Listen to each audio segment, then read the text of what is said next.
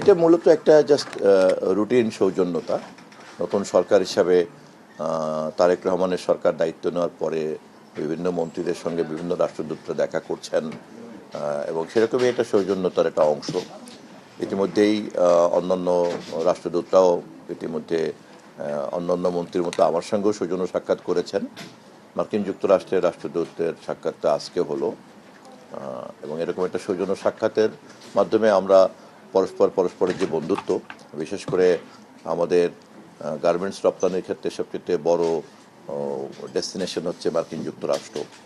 আমাদের মানবিক সহযোগিতার ক্ষেত্রে সবচেয়ে বড় দাতা হচ্ছে তারা। রোহিঙ্গা সমস্যা সমাধানের ক্ষেত্রে সবচেয়ে বড় অংশীদার হচ্ছে তারা। সেই বিবেচনায় আমাদের বন্ধুত্বকে আমরা আরও সামনের দিকে এগিয়ে নিয়ে যেতে চাই, এক। আর দুই হলো, আমরা এখন একটা চ্যালেঞ্জ মিডিয়া সিচুয়েশনের মধ্যে আছে সারা পৃথিবী, এবং মার্কিন যুক্তরাষ্ট্রের মধ্যে এরকম একটা প্রযুক্তিগতভাবে উন্নত একটা দেশ। এই নতুন ইকোসিস্টেমকে তারা কিভাবে ম্যানেজ করে, এ ব্যাপারে আমরা পারস্পরিকভাবে আমাদের কিভাবে সহযোগিতা বিনিময় করতে পারি, এটাই ছিল মূলত আলোচনার বিষয়।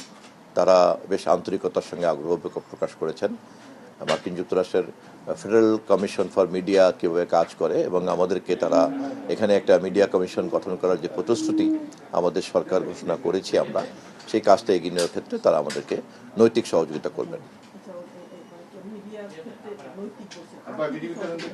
আপাতত এইটুকুই। এবং আমরা দুই পক্ষ, মার্কিন যুক্তরাষ্ট্রের এখানকার রাষ্ট্রদূতের কার্যালয় এবং আমাদের মন্ত্রণালয় থেকে আমরা পারস্পরিকভাবে যৌথভাবে খোঁজার চেষ্টা করব যে কোথায় আমরা গণমাধ্যমের ক্ষেত্রে যৌথভাবে কাজ করতে পারি।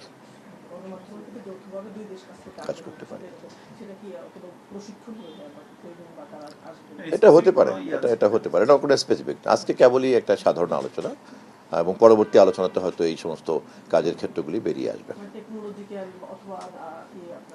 পলিসি সাপোর্ট থেকে শুরু করে, টেকনোলজিক্যাল সাপোর্ট থেকে শুরু করে, এইসব জায়গাগুলিতে ওদের অভিজ্ঞতাকে আমরা কাজে লাগাতে চাই, এবং তারাও তাদের সেই অভিজ্ঞতা আমাদের সঙ্গে বিনিময় করতে আগ্রহ ব্যক্ত করেছে। কিভাবে কাজে লাগাবো সে ব্যাপারে মন্ত্রণালয় এবং দূতাবাস যৌথভাবে কাজ করবে ভবিষ্যতে। ধন্যবাদ। আমাদের জন্য এটাও আলোচনা হচ্ছে যে সারা পৃথিবীতেই, এবং আমাদের জন্য তো অবশ্যই মিস ইনফরমেশন এবং ডিসইনফরমেশনকে কমব্যাট করাটা একটা প্রধান চ্যালেঞ্জ। তথ্য মন্ত্রণালয়ের দিক থেকেও এটা আমাদের জন্য একটা এখন যুদ্ধে পরিণত হয়েছে। বিশেষ করে ডিজিটাল প্ল্যাটফর্মগুলিতে যেভাবে মানুষের জন্য সুযোগ রয়ে গেছে, সেই সুযোগে অপতথ্য প্রচারকারীরা একটা বড় ধরনের সমস্যা তৈরি করছে সমাজ জীবনে, রাষ্ট্র জীবনে, নাগরিক জীবনে। এবং সেই ক্ষেত্রে রাষ্ট্র এবং সরকার কিভাবে জনগণকে এই অপতথ্যের হাত থেকে সুরক্ষা দিতে পারে, এটা আমাদের জন্য একটা বড় চ্যালেঞ্জ। একসময় চ্যালেঞ্জ ছিল গণমাধ্যমের ফ্রিডম, এখন শুধু ফ্রিডম নয়, ব্যালেন্সড ফ্রিডমটা কিন্তু একটা ইম্পর্টেন্ট। কারণ যারা ফ্রিডম এক্সারসাইজ করছেন, সেটা প্রতিষ্ঠান হোক অথবা সেটা ব্যক্তিই হোক, বিশেষ করে যখন সোশ্যাল মিডিয়াতে আমরা দেখছি যে এই ফ্রিডমের অপব্যবহারটা এমন হচ্ছে যা সাধারণ মানুষের জন্য অনেক বেশি ভুক্তভোগী হয়ে পড়ছেন তারা। অতএব গণমাধ্যমের স্বাধীনতা এবং অপতথ্যের হাত থেকে জনগণকে সুরক্ষা দেওয়া, দুটো কাজই তথ্য মন্ত্রণালয়কে একসঙ্গে করতে হচ্ছে।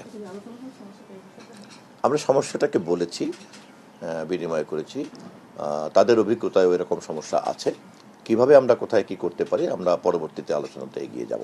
আমাদের সমস্যা সমাধানের জন্য আপনাদের মন্ত্রণালয় থেকে কোনো কাজ করতেছে? আমরা বলতে কারা?